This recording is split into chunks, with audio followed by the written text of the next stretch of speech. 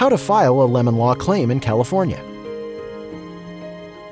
Filing a lemon law claim in California typically involves the following steps.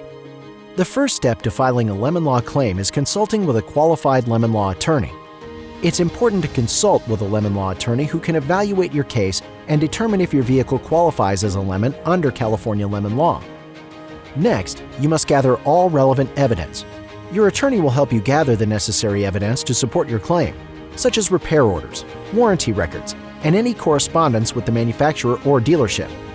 Finally, your attorney will file a lawsuit against the manufacturer on your behalf and represent you in court. Our in-depth knowledge of the lemon law and extensive experience litigating these cases equip us to pursue the best possible outcome for you. Throughout the process, your attorney will be there to guide you and advocate for your rights. With their knowledge of California lemon law and their experience litigating lemon law cases, they can help you achieve the best possible outcome for your case.